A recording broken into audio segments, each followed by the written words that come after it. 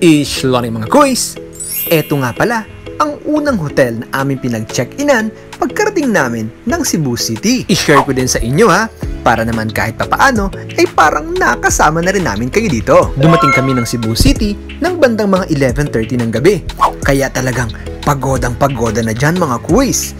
Hindi ko naman masasabi na sobrang ganda ng hotel, pero saktong-sakto at suwak na suwak lang para sa aming mag-asawa. Kasama na nga pala ito sa aming travel tour package ng 3 days and 2 nights. Akala ko nga, dediretso kami sa parang apartment style lang.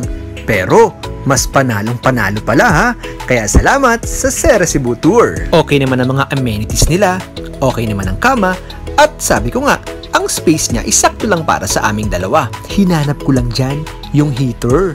Kasi coffee lover tayo eh. The kettle I mean. Konting silip din tayo sa spaces at syempre sa outside view. Medyo madumi ang salamin nyo ha. Ayan, silip naman tayo sa mismong syudad ng Cebu. Sentro ito mga kuisa, kaya wag muna kayo maghanap ng beach. Antayin nyo yung ating second hotel na pag-check-inan very soon. Isunod ko after ng vlog na to. Isa-isa lang kasi. Mahina ang kalaban. O siya, baba muna tayo dahil nag-order tayo ng pagkain. Wow!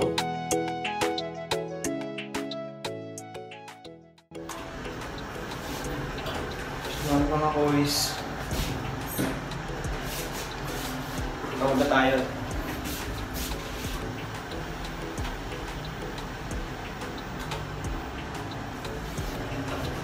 Baba lang tayo guys. Kunin natin yung ating Grab Foods para hindi na tayo pupunta sa city.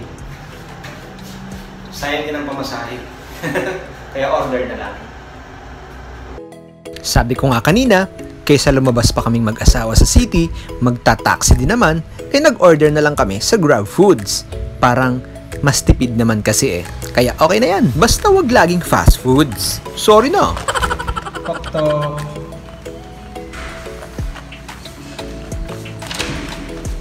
Bukas. Uy, pakutakot ka naman. Kalat. That's it. Ito yung second night namin dito sa hotel. Naka-empake na dahil diretso na kami sa Bohol ng time na to. Dahil after ng aming Bohol tour, ay diretso naman tayo sa Savoy Hotel. Kaya abangan nyo yun mga kuys ha. Mas panalo dun. Napagod na ang kuys nyo. Thanks for watching. Samahan nyo ulit kami sa aming susunod na video. Masalamat!